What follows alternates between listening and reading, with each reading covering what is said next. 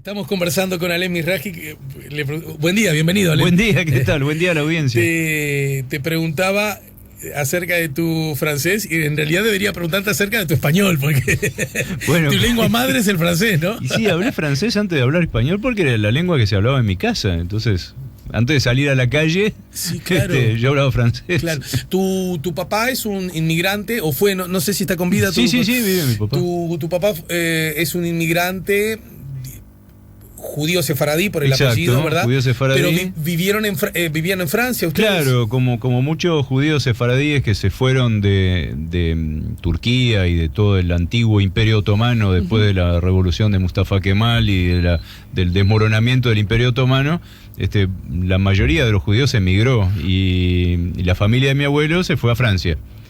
Y entonces se conocieron en Francia, mi abuelo y mi abuela, que mi abuelo venía de Estambul, mi abuela de Salónica, y se conocieron en Francia, y entonces mi papá nació en Francia. Y en el año 54 se vinieron a Uruguay. Ajá. Después de que... ¿Vinieron quiénes? Mis abuelos con mi padre. Ajá. ¿Solo un hijo tenían? Solo un hijo, sí. Y entonces... ¿Y llegaron a Montevideo de una o tuvieron una peripecia de esas azarosas? No. Mi abuela tenía una hermana que se había casado con un uruguayo en los años 30 y era la época de oro de Uruguay. Y cuando terminó la Segunda Guerra Mundial y que, habían pasado toda la guerra escondidos y tratando de pasar a través de la red de la Gestapo, entonces mi abuela tenía mucho miedo de quedarse en Francia, no quería saber más nada con los franceses que habían colaborado con los nazis, estaba muy asqueada de Francia y de la actitud que habían tenido hacia los judíos. Entonces empezó a considerar la posibilidad de irse. Después empezó la guerra en Indochina, luego llamada Guerra de Vietnam. Sí. Después empezó la Guerra de Argelia. Y entonces se vino a Uruguay a ver a la hermana y a ver qué era eso de Uruguay. Y llegó acá y dijo, de acá no me muevo más.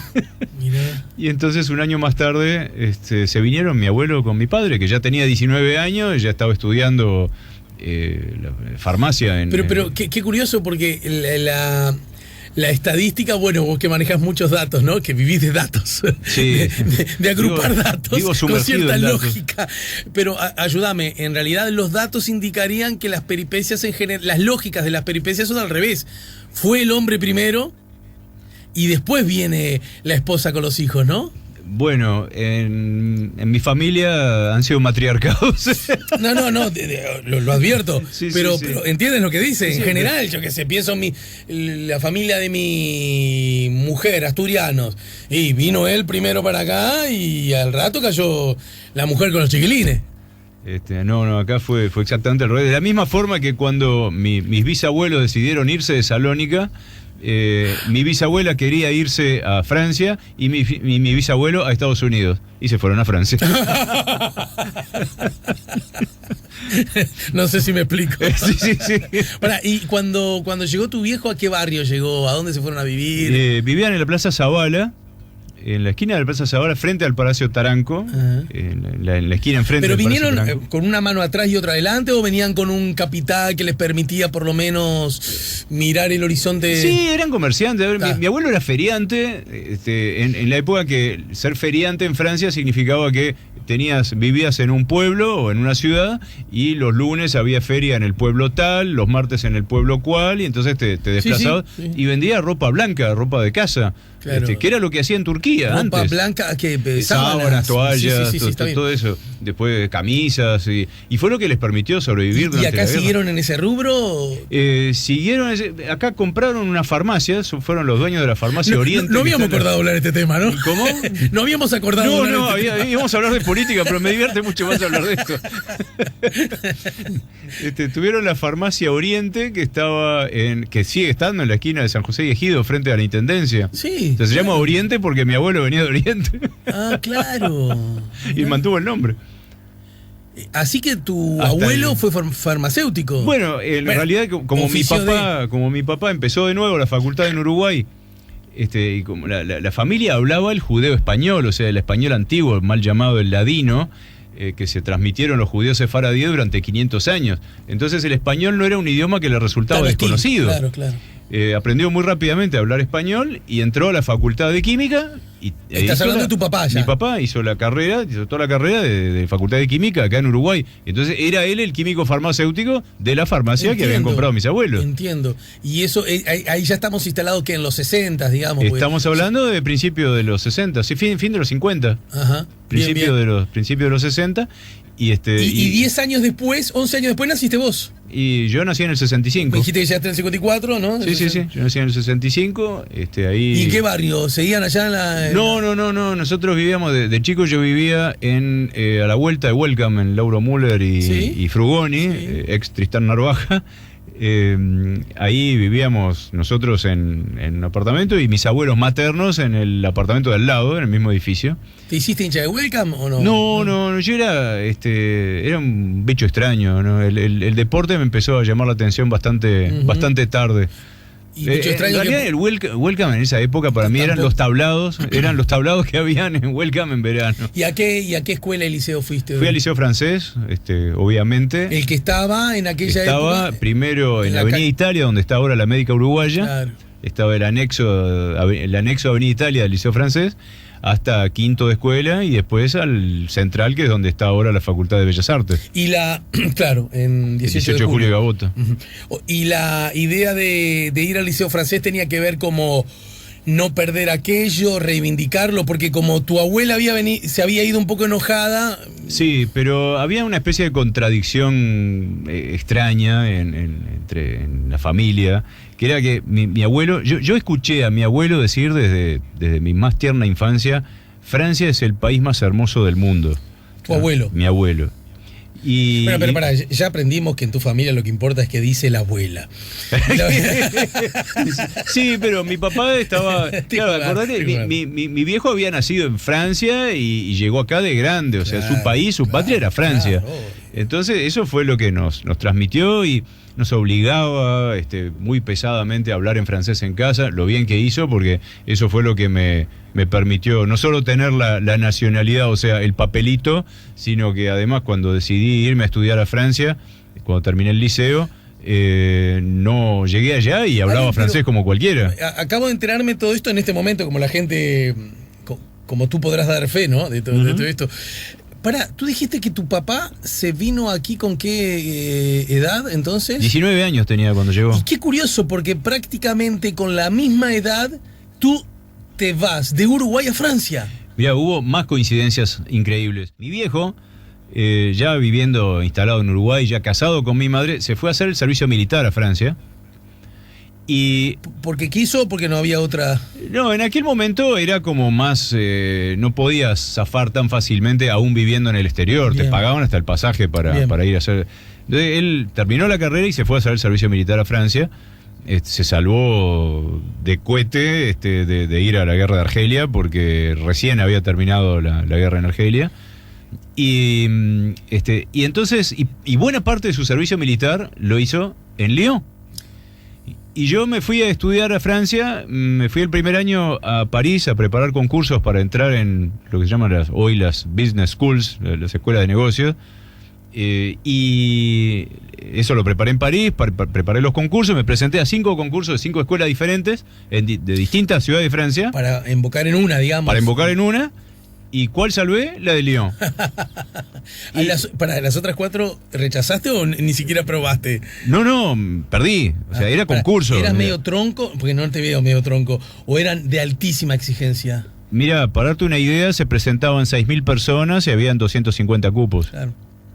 Entonces, todo el mundo se presentaba a 5, 6, 7. Por esa misma lógica. Y después, si salvabas 2, elegías la que estaba mejor rankeada en el ranking de las escuelas. Entiendo. Yo me presenté a las 5 con mayor ranking en aquel momento en Francia. Invoqué la que en ese momento era la tercera, hoy es la segunda. Y increíblemente fue de escuelas, para que la gente acá no se confunda, estamos hablando de universidad, ¿no? Claro, nivel terciario. Sí, en Francia existen 2 sistemas que conviven, que son el sistema universitario general, que es público, y lo que llaman las grandes escuelas, que es un sistema que existe desde la época de Napoleón, para ingeniería, para escuela de negocios, para algunas otras áreas, que se entra por concurso. Y son escuelas privadas generalmente subvencionadas por distintos organismos. Por ejemplo, en el caso de la escuela que hice yo, subvencionada en 2/3 por la Cámara de Comercio e Industria de Lyon, que después se lleva las empresas, son las empresas que después se llevan a los estudiantes a trabajar. Generan a su propia inteligencia, digamos. Exactamente. Entonces, pero se entra a qué edad, igual que exactamente, pero la diferencia es que entras por concurso después de cursos de 1, 2 o 3 años, a veces que son muy exigentes. Los concursos son tremendamente exigentes y después, por ejemplo, cuando yo terminé la escuela de negocios de Lyon, podía volver a reengancharme con el sistema universitario general con el nivel de maestría. Entonces, fue lo que hice, me reinserté en el sistema universitario para hacer un posgrado, que fue en Economía del Desarrollo Rural, absolutamente nada que ver con la investigación de mercado, que es a lo que me dedico hoy. Bueno, buenísimo. Bueno, sobre estos temas, con un micrófono adelante o con un vaso en el medio de algo, o bueno, con un mate que tenemos. No, el vaso es de agua, claro, porque. No, yo hablaba de otro posible futuro escenario. Bueno. Seguiremos charlando porque además te imaginarás que ante cada frase que haces se me ocurren 20 preguntas por frase, ¿no? Porque uno, por lo menos a mí me genera como tanta expectativa y tanto entusiasmo por conocer y saber. Pero hagamos un punto acá para pasar a otro asunto vinculado a vos específicamente, no al objeto de tu estudio, ya iremos ahora, y que tiene que ver con una fresquísima y muy buena noticia que yo lo señalaba más temprano, porque ahora sos miembro del Consejo Directivo Mundial de ESOMAR, yo no sé si está bien dicho así, sí. Que ya nos darás cuenta de qué estamos hablando, pero en todo caso reúne a más de 1.500 investigadores de mercado y opinión pública de todo el planeta, ¿no? Sí. Y ha sido seleccionado para integrar su consejo directivo. Da como para tirar una cañita voladora, ¿no? Bueno, lo primero que me salió con la noticia fue Uruguay nomás. Claro. En realidad son 6.000 investigadores en 130 países, es una asociación, es la referencia mundial en investigación de mercado. ESOMAR tiene sede en Ámsterdam, existe desde 1948, para dar una idea que la investigación de mercado no es algo reciente. Ya en el 48 se creó una asociación para nuclear a los investigadores. Yo soy de los giles que la visualiza de los 90 para acá. Para mí es fruto de los 90. Desde el año 48. No, pero viste que estoy sí. Entre los giles que la visualiza, ¿viste? En realidad la primera, si mal no recuerdo, la primera encuesta de intención de voto que se hizo en el mundo fue con la campaña electoral de Roosevelt en los años 30. Uh-huh. No es algo reciente. Y entonces ESOMAR tiene sede en Ámsterdam. Primero fue una asociación estrictamente europea, después empezó a extenderse por otras partes del mundo, a reclutar gente por otros lados, y bueno, hoy está en 130 países. Y es la referencia porque, bueno, es la asociación que impulsa las buenas prácticas en la profesión, tanto desde el punto de vista de la excelencia, todo lo que es metodología de investigación, como también buenas prácticas en materia de ética, de transparencia, de protección de datos personales, ahora que es el tema del momento. Sí, yo te contaba que acá con el director de IDATA, con Sebastián García, hemos empezado a hablar en forma sistemática, porque hemos advertido que es un tema sobre el cual tenemos urgencia, ya no necesidad, urgencia de conocer más, ¿no? Sí. En Europa están bastante adelantados en esto, te diré que hasta más que en Estados Unidos. Le están dando muchísima importancia al tema, no se lo han tomado en broma, y los propios investigadores están siguiendo, digamos. Tenemos que ponernos a tiro con eso y ser mucho más prolijos y mucho más cuidadosos de lo que éramos antes con el tema de los datos personales. Y para terminar con este dato, tú allí en tu condición de flamante miembro del Consejo Directivo, ¿qué implica en tu cotidiana vida? Por lo pronto viajar a Ámsterdam 4 veces por año. Claro, porque eso. No, en mi cotidiana vida, la verdad que todavía no lo sé. Todavía no lo sé porque no conozco demasiado bien la interna. Estoy viajando este domingo a la primera reunión. Es la última reunión del Consejo saliente y invitan al Consejo entrante para transmitir conocimiento, conocer al personal, porque es una organización que además tiene 40 funcionarios. Vamos, no implica que te tengas que mudar, digamos. No, para nada, no. Es una actividad absolutamente honoraria, y somos 8 miembros del Consejo. El presidente de SOMAR es un catalán que se llama Joaquín Brecha, la vicepresidenta es norteamericana, y después hay gente de Estados Unidos, de Reino Unido. ¿De nuestro continente? Nadie. Yo. O sea que más que Uruguay nomás es como América del Sur nomás, ¿no? Bueno, es un poco América gracias Latina a nomás. eso, porque yo busqué el apoyo desde hace bastante tiempo, busqué el apoyo de mis colegas de América Latina. Yo soy un dinosaurio en América Latina, y conozco a mis colegas del continente. Fuera del continente no me conocía a nadie. Bien, bueno, felicidades entonces, vamos arriba. Mirá, con Ida Vitale, ahora con vos, mirá, venimos bien, la Celeste viene bien. No, quiero decir, reconocimientos en áreas distintas que merecen la alegría de terceros. Nos vamos a la pausa y al regreso ahora sí me gustaría ingresar en algunos de las conclusiones a las que han llegado ustedes a través de sus investigaciones. A propósito de las bueno, ya estamos de pleno en el menos de un año queda para la segunda vuelta. Va a haber segunda vuelta, ¿verdad, Misraji? Es altamente probable que sí. Entonces, ya estaríamos terminando de conocer las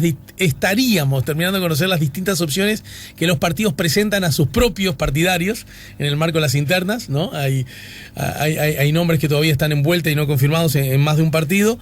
Pero aún así, tú has hecho especulaciones acerca de qué pasa en esas internas y qué pasaría con la lucha por la presidencia de la República con tal o cual candidato.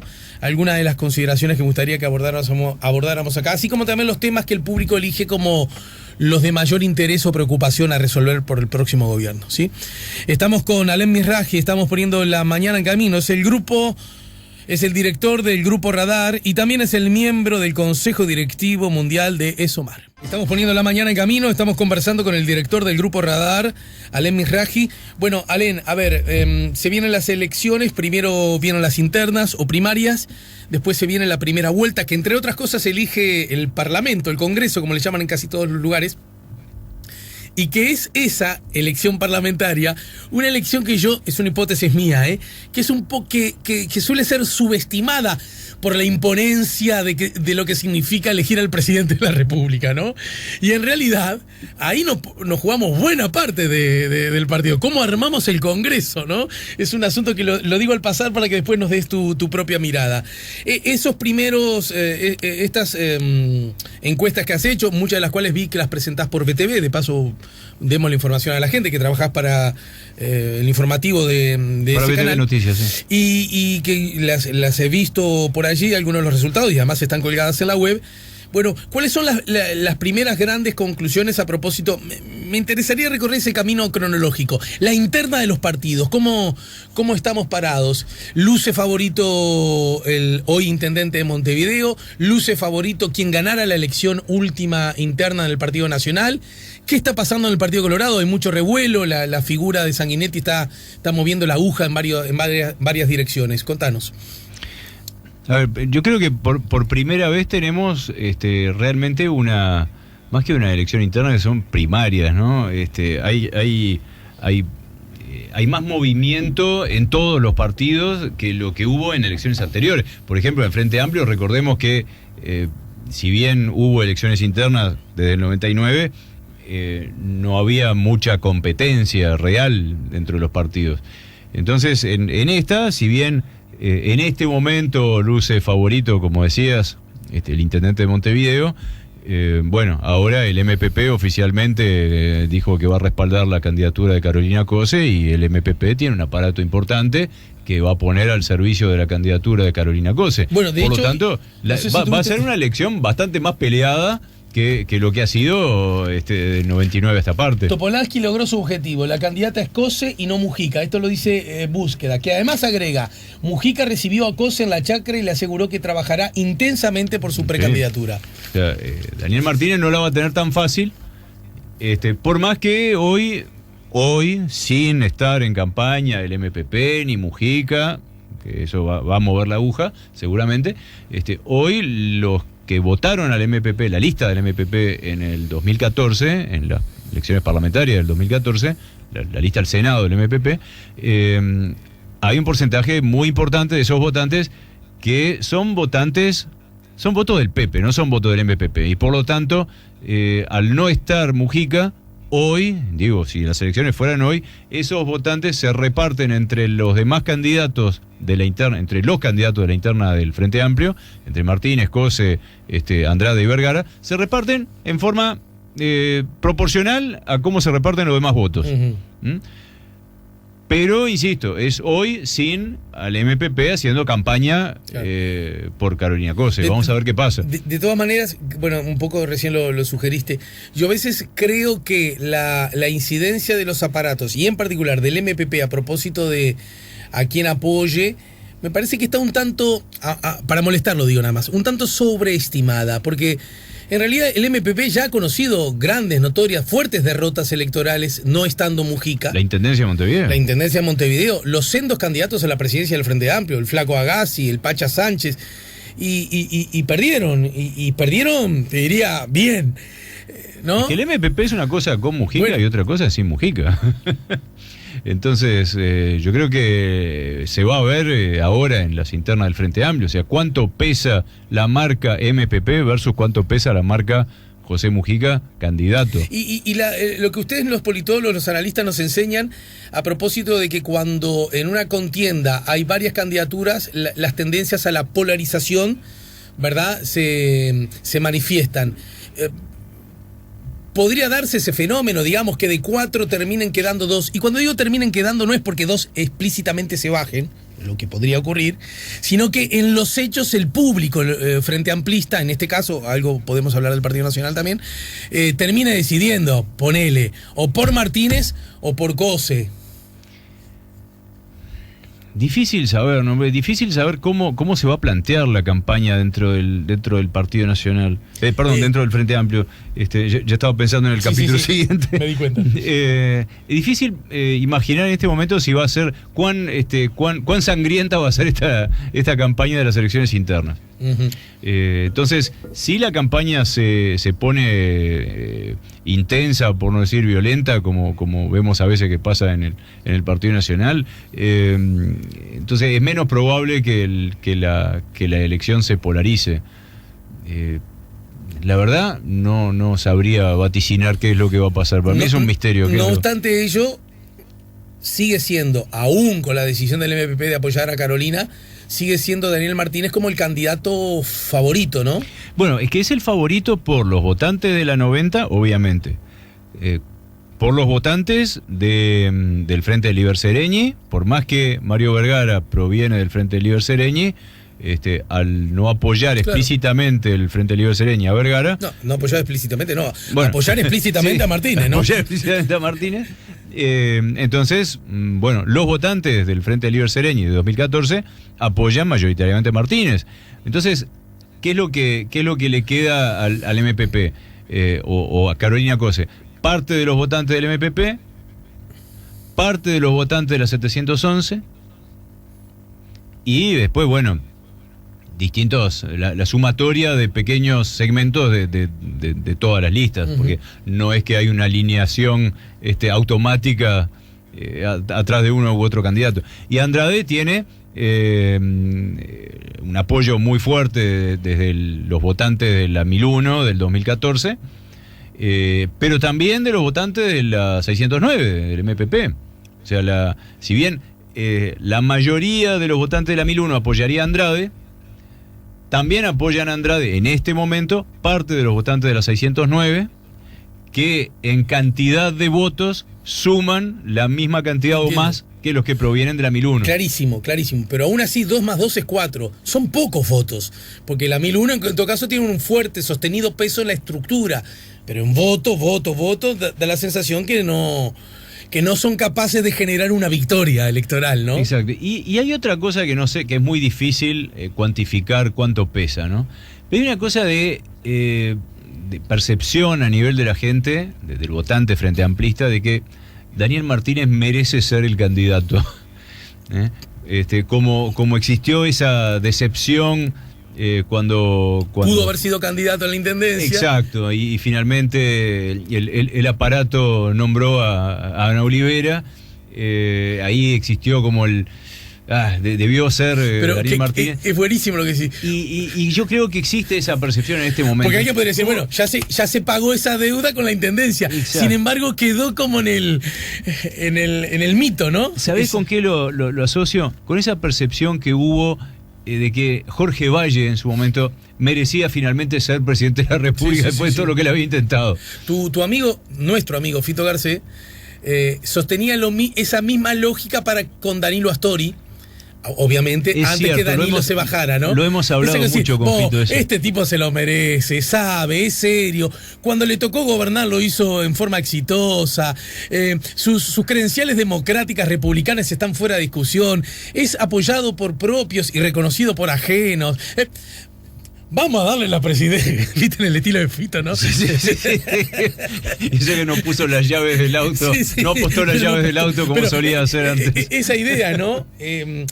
Algo de eso parece que en la interna, por lo menos en el Frente Amplio, parece tenerla Martínez. Que a propósito tiene un currículum muy interesante también, ¿no? Martínez. Ha estado en muchas veredas de la acción pública, privada, de parlamento, intendencia, ministerios. Sí, digamos que no tiene que probar de dónde viene, qué hizo, bien, mal, pero no importa.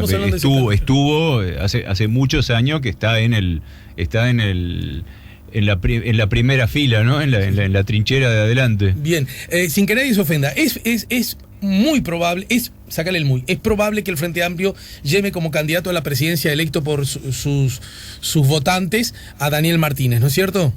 Es lo más probable hoy.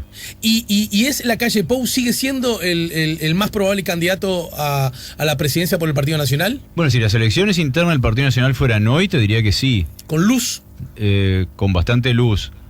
Ahora, yo creo que va a ser una interna extremadamente peleada por múltiples razones. Ya lo está haciendo. Todos los días aparece algo nuevo en la interna del Partido Nacional. Y bueno, hay que ver qué es lo que pasa con los dos candidatos que hoy parecen tener una intención de voto bastante menor que Lacalle y Larrañaga, que son Verónica Alonso y Enrique Antía, pero bueno, no han dicho su última palabra. En particular, Enrique Antía está haciendo una campaña en las redes sociales bastante intensa. Nosotros analizamos permanentemente lo que sucede en las redes sociales con diferentes métricas, porque primero porque es un tema que me apasiona desde hace muchos años, y segundo porque creo que son un termómetro excelente del estado de la opinión pública en cualquier tema que quieras analizar. Y entonces ves hoy el movimiento que hay en las redes sociales y el movimiento que hay alrededor de Antía y sobre todo en el interior es muy fuerte. Entonces, ¿qué es lo que va a pasar con eso? No tengo idea. También hay un cierto...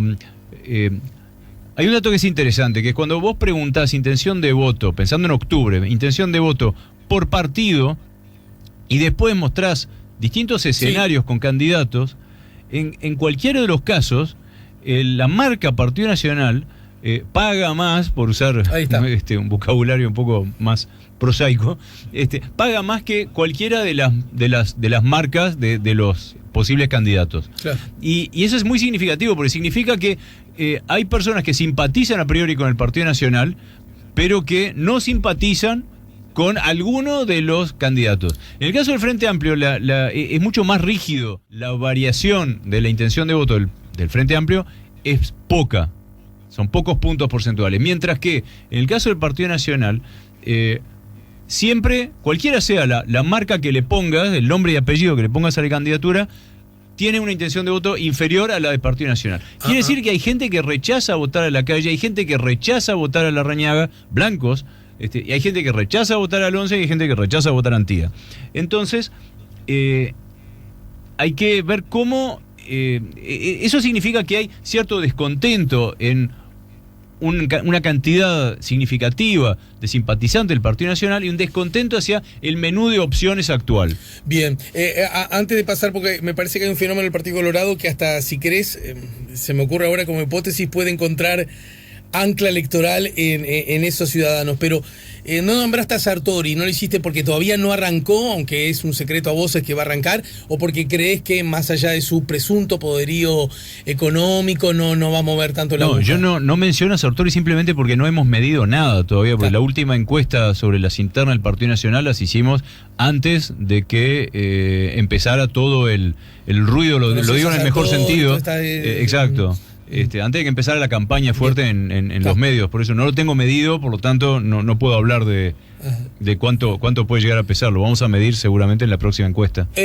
Factum lanzó una encuesta acerca del crecimiento del Partido Colorado con Sanguinetti en la cancha, pero quiero decir, no es tarea mía, ni me corresponde, ni me interesa establecer competencias entre las empresas, que un ratito antes yo te había escuchado a vos decir que justamente el Partido Colorado, con Sanguinetti como candidato, también aumentaba sus chances electorales, incluso acercándose como segundo partido de oposición, ¿verdad?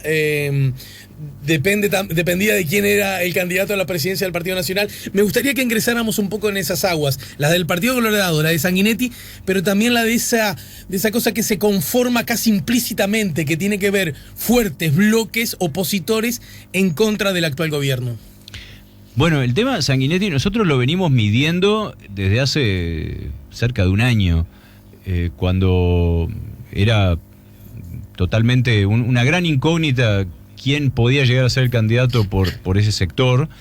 Veníamos midiendo a Talvi, a Morín, a Fernando Amado y distintos posibles nombres por el sector de ballistas. Y de repente se nos ocurrió incluir a Sanguinetti solo para... A ver qué pasa. Claro, como interés académico, te diría casi, ¿no? Y nos sorprendió mucho el resultado. Dijimos, caramba, no solo tendría una importante votación en la interna del Partido Colorado si fuera candidato, sino que además los propios simpatizantes colorados decían que veían con buenos ojos una eventual candidatura de Sanguinetti. Y además, cuando presentábamos distintos escenarios posibles con nombres y apellidos para la primera vuelta de octubre, cuando poníamos a Sanguinetti, el Partido Colorado tenía una intención de voto significativamente mayor que con cualquier otro nombre. Entonces, ahí fue que empezamos a incluir sistemáticamente a Sanguinetti en las distintas encuestas, por más que no teníamos la más remota idea de si iba a terminar siendo candidato o no, pero simplemente a efectos de mostrar cómo el Partido Colorado era una cosa con Sanguinetti compitiendo en la interna y otra cosa sin Sanguinetti compitiendo en la interna, y era una cosa con Sanguinetti compitiendo en primera vuelta y otra cosa con cualquier otro candidato del Partido Colorado compitiendo en primera vuelta. Entonces, bueno, finalmente todo parece indicar que Sanguinetti va a ser candidato. Uh-huh. y ahí es bien interesante lo que está pasando, porque no solo hace crecer, a ver, el crecimiento del Partido Colorado es real, lo estamos notando todos los colegas, en mayor o en menor medida, pero todos estamos notando la misma tendencia, y es interesante que el crecimiento del Partido Colorado no solo es porque Sanguinetti salió a la cancha, también está incidiendo que aparece un candidato nuevo, con una propuesta diferente, que no quiso casarse con nadie, que armó un equipo totalmente por fuera de la estructura habitual del partido. Entonces todo eso genera mucho movimiento nuevo alrededor del Partido Colorado y hace ver a una cantidad de gente que a priori podría ser votante del Partido Colorado, pero yo lo llamo los votantes antifa, que no tienen identificación clara con un partido con uno de los partidos de oposición. Entonces, muchas de esas personas que veían en el Partido Nacional la única opción de sacar al Frente Amplio del poder, empiezan a percibir que el Partido Colorado puede ser una opción también. Uh-huh. Entonces, oscilan, y por eso vemos de un mes a otro, de una medición a otra de las que hacemos, cambios importantes en cómo se distribuyen los votos de la oposición. Entendido. Entonces hay dos movimientos. Hay un movimiento, hay poco tráfico o emigraciones de votos del Frente Amplio a la oposición y de los bloques, digamos. Exacto. Pero hay un sector importante de indecisos o de gente que está cambiando de opinión todo el tiempo, que oscila, por un lado, de los indecisos al Frente Amplio y viceversa, que son los Frente Amplistas enojados que de repente dicen voy a votar al Frente Amplio y de repente dicen no sé a quién voy a votar, o voy a votar en blanco o no voy a votar.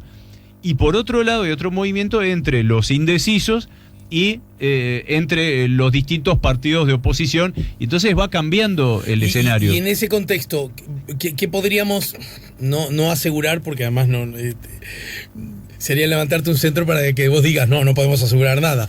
Pero en todo caso, ¿qué se vislumbra? Que en caso que confirme Sanguinetti que va a ser precandidato a la presidencia, ¿se transformaría de inmediato en el candidato favorito del Partido Colorado?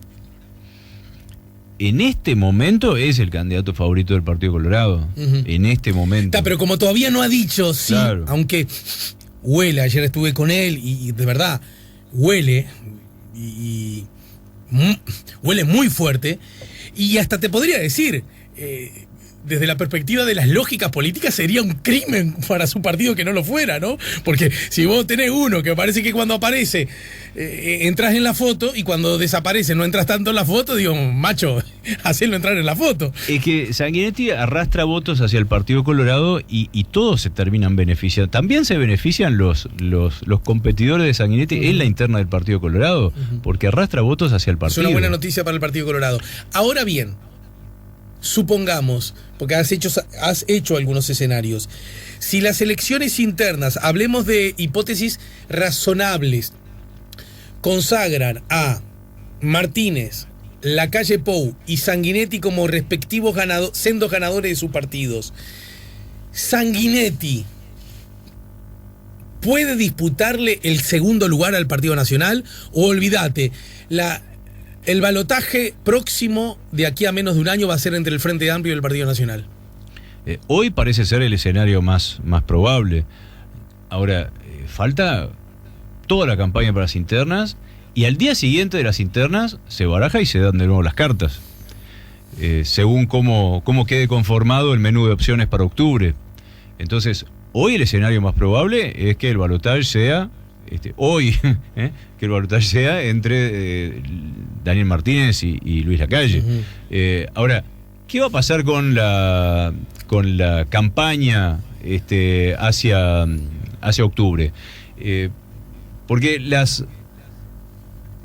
evolución de la intención de voto no solo depende de lo que vos, candidatos, hagas, también juega la competencia, ¿no? Entonces, a veces ganás, o a veces ganás por mérito propio, sí. Y a veces por errores ajenos. Te dejaron ganar, casi, ¿no? Entonces, es muy difícil asegurar qué es lo que puede llegar a pasar. Hemos visto tantas sorpresas. Sí. Recuerden, por ejemplo, que cuando empezó la campaña hacia las internas del año 2014, nadie daba 3 pesos por la candidatura de Lacalle. Es verdad. Uh-huh. Y finalmente terminó ganando, y con luz, las elecciones internas. Pueden pasar muchas cosas. De todas maneras, antes de ir a una pregunta más vinculada a la segunda vuelta, ¿qué está pasando con otras opciones políticas? Este espacio socialdemócrata que nuclea al Partido Independiente, Fernando Amado, Esteban Valentín, ¿verdad? Ese movimiento de centro-izquierda, ¿cómo lo vislumbras vos y cómo entendés que lo está visualizando el público, si es que lo está visualizando? Y después sectores más por izquierda, Asamblea Uruguay, Asamblea Popular, ¿verdad?, de Eduardo Rubio por un lado, y por otro lado el Partido de la Gente, ¿no? Una opción nueva que aparece en el espectro político como una opción más de centro-derecha. Es más, hasta hace muy poquito se decía que eran votos justamente colorados que de alguna manera no encontraban lugar en su propio partido y se fueron seducidos de... Y blancos, porque pasa algo curioso con el Partido de la Gente. Si bien cuando arrancó captaba un porcentaje mayor de votos del Partido Colorado que del Partido Nacional, o sea, le pegaba más al Partido Colorado que al Partido Nacional, porque el Partido Colorado tenía menor intención de voto que el Partido Nacional. Sí. Si lo llevas a cantidad de personas, captaba más gente del Partido Nacional que del Partido Colorado. Sí. Sin embargo, los guarismos de intención de voto del Partido Nacional tanto no cayeron, ¿verdad? Está siempre como... Novik capta votos de los dos partidos de oposición. O sea, los partidos de oposición se reparten, se redistribuyen los votos permanentemente. Entonces, yo creo que la candidatura de Sanguinetti, si finalmente es candidato, puede llegar a llegar a ser un mal negocio para Novik, ¿no? Ujú, ujú. Porque pescan en la misma pecera. Ahí está. Pescan en la misma pecera. Bueno, por lo tanto, por eso el gobierno lo pone a Novik siempre en la foto, ¿no? Seguramente con esa intención, ¿no? Bueno, Qué bien, Giuliani, qué bien, por fin una propuesta exacto. seria de seguridad. Hablemos de seguridad, pase, señor, siéntese acá. Parece ser muy claro, ¿no? Sí, sí. Total, a mí no me saca votos. Yo haría lo mismo. Claro. Yo haría lo mismo si estuviera jugando ese partido de ajedrez. Y después, el espacio socialdemócrata, bueno, todavía es una incógnita cómo va a cuajar, ¿no? En la opinión pública. ¿Cuánto se va a percibir que es una opción real? Como vos decías, mucha gente tiende a olvidarse de qué es lo que se juega en octubre, que se juega la integración del Parlamento.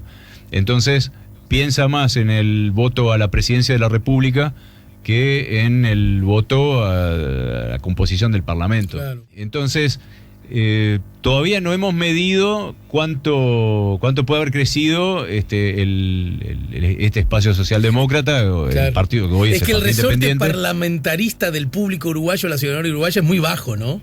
Digamos, la vocación parlamentarista nos seduce, nos tira mucho más, nos encandila, diría casi, quién se pone la banda, ¿no? Sí, y sobre todo en Montevideo. Mirá que en el interior es muy distinto, porque en el interior la gente conoce a su diputado, sabe dónde Está vive, bien. sabe a qué boliche va, sabe. En Montevideo tenemos un vínculo mucho más lejano Sí, con sí, quienes son nuestros representantes. En el interior todo el mundo sabe quién es el intendente, quién es el diputado de tal partido, de tal otro, quiénes fueron los candidatos a diputados. Preguntarle a un montevideano si sabe quiénes son los diputados por Montevideo. Claro. Para terminar, porque tenés otras obligaciones a las que ya estás llegando tarde por mi responsabilidad, así que esto está grabado, podés exhibirlo como prueba. En todo caso, bueno, a ver, Alén, ¿y qué pasa en una segunda vuelta? Ustedes ya han hecho esos escenarios, ¿verdad? Tal contra tal, cuál contra tal, quién o de verdad, no quiero tirar más de una piola porque el trabajo de ustedes necesita mesura y ponderación. Mi rol es preguntar. Pero en todo caso, ¿hasta qué se puede adelantar de esos escenarios? Porque me cuesta creer que ustedes no los hagan dentro de las 28.500 preguntas que hacen cada vez que entrevistan a alguien. Sí, la respuesta es sí, lo hacemos. La segunda respuesta es no lo publicamos. Ajá. Porque por una razón muy sencilla. Hay un porcentaje muy alto de no sé, no contesto, voto en blanco, anulado, que distorsiona completamente, porque la composición de esos no sé, no contesto, voto en blanco, anulado, dice mucho. Entonces, si vos mirás uno contra otro, por ejemplo, ponés Daniel Martínez contra Luis Lacalle en segunda vuelta, te da X% para uno, X% para el otro, y un alto porcentaje de no sé, no contesto. Entonces, si se publica eso, la prensa y la opinión pública en general va a decir, ganaría fulano, ganaría mengano. Sí, no, porque también yo recuerdo siempre el ejemplo de en el 99, cuando el primer balotaje, en la primera encuesta que hicimos después de la elección de octubre, hicimos dos entre octubre y noviembre, la primera encuesta, cuando todavía los votantes del Partido Nacional a muchos les rechinaba ir a votar a un Valle, entonces Tabaré Vázquez tenía varios puntos de ventaja sobre Jorge Valle. Entonces vos veías esa encuesta y decís, caramba, gana el Frente Amplio. Y no, porque entre los no sabe y no contesta había un muy alto porcentaje de votos anti-Frente Amplio y que terminaron alineándose todos atrás de la candidatura de Valle. Uh-huh. Entonces, hoy hacer escenarios y publicar escenarios de segunda vuelta es tremendamente arriesgado, porque todos esos no sé, no contesto, voto en blanco, anulado, que se vayan todos, no voto a ninguno de esos dos, van a terminar votando por uno de esos dos, y no en forma proporcional a lo que da la intención de voto de esos dos. Entendido, clarísimo. Para terminar, ahora sí. 5 años atrás, el Frente Amplio lucía con una intención de voto mayor a la que luce ahora, ¿verdad? Algunas encuestas hablan de 10%, otras llegan a 15%. En ese rango más o menos estamos. Sí, más o menos, sí. Okay. No obstante, ese porcentaje de ciudadanos, 10-15%, un porcentaje muy alto, define muchas cosas, ¿no? No ha resuelto pasarse al bloque de la oposición, por lo menos aún.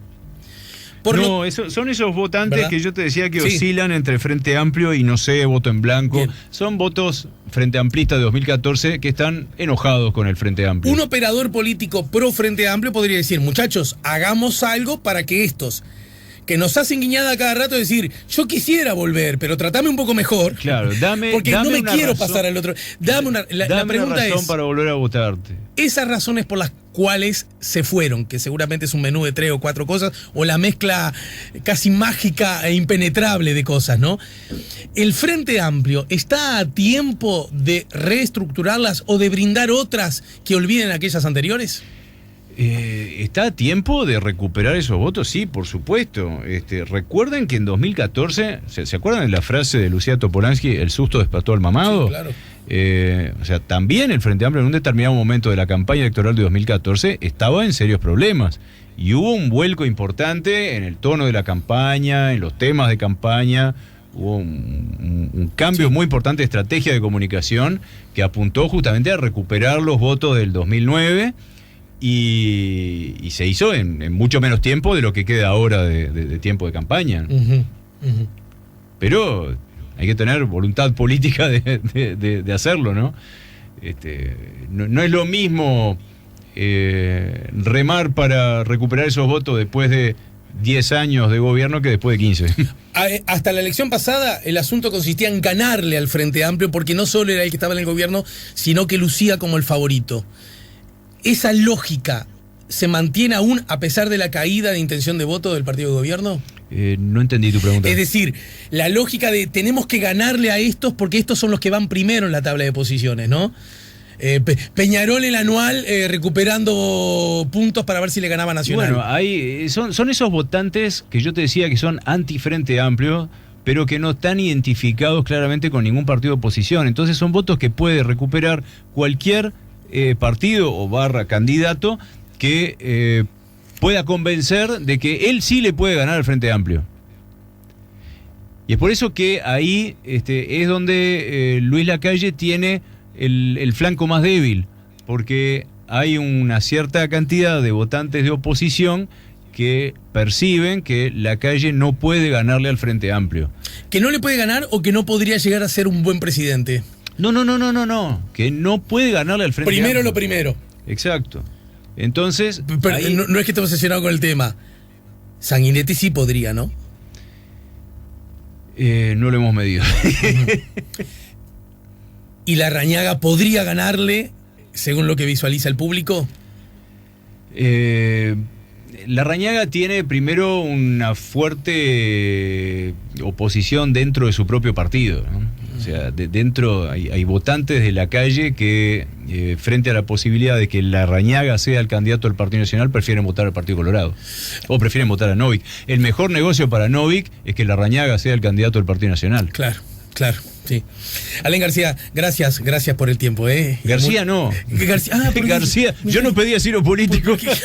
Ayer estuve hablando del tema. Bueno, Misraji, muchas gracias por el tiempo, gracias además por los lindos datos acerca de tu vida que nos contaste, y más temprano que tarde nos vamos a reencontrar. Dijiste que no eras de Welcome, pero sin embargo sí tenés un cuadro de básquet, ¿no? Sí, soy muy hincha de Biguá. Del Pato. ¿Y en fútbol? Soy un simple simpatizante y cada vez más de lejos de Nacional, pero siempre simpatizante, no me defino como hincha. El director del Grupo Radar, Alén Misraji, miembro del Consejo Directivo Mundial de ESOMAR, nos ayudó a poner la mañana en camino. Si buscas un portón automático para tu casa o para la oficina, asegúrate que sea fuerte, que sea seguro, que sea práctico, que sea un SEA. Porque solo un portón SEA te asegura el mayor respaldo técnico, un service propio en todo el país y la garantía de todos sus productos. Ingresa en seaportones.uy o llama al 2601-2611. Si vas a elegir un portón, que sea un SEA.